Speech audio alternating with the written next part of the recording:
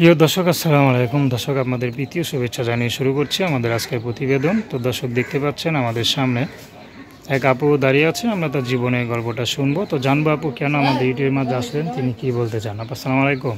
ওয়ালাইকুম সালাম। কেমন আছেন? ভালো আছি ভাই। আপনার নাম কি? আমার নাম রুবি। রুবি, খুব সুন্দর নাম। তো তো রুবি আপু, আমাদের ইউটিউবে কেন আসলেন? ইউটিউবে কেন আসলেন? আইসি কষ্ট হবে। কষ্ট করে। তো এই বয়স আবার কে কষ্ট দিল? অনেক প্রতিবেদন ছেড়ে দেখলাম, কিন্তু কেউ তো মনের মতো একটা মানুষ পাই না, কেউ পাশে দাঁড়ায় না। আচ্ছা, কেন আপনার বিয়ে শাদী হয় নাই? বিয়ে শাদী আগে হয়েছিল, এখন হয় নাই। একটা ছেলে নিয়ে গেছে যা, এখন আমি একা আছি বাবা মায়ের সাথে। কে নিয়ে গেছে? স্বামী? হুম।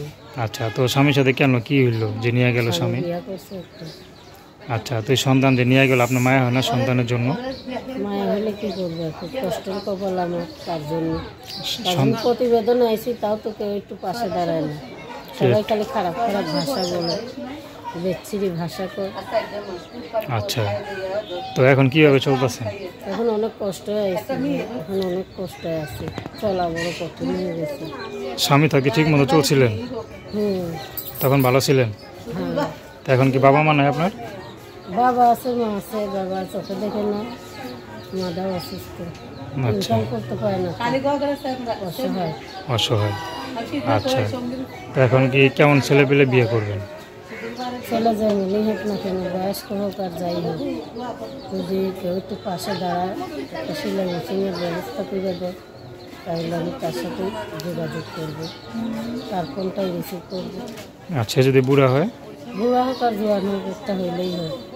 আচ্ছা, তো আপনার সাথে কীভাবে যোগাযোগ করবেন? নাম্বার আছে, ফোন নাম্বার। নাম্বার বলতে পারেন? নাম্বার বলবো না, আমি মুখে বলবেন না, আমি বলে দেব। বলে দিই। আচ্ছা, তো দর্শক, আপনারা যদি আপুরির কথা শুনতে চান, তার সাথে যোগাযোগ করতে চান, তার নাম্বারটা হলো 0176306660706। আমি নাম্বারটা আবারও বলছি, 0176306660706।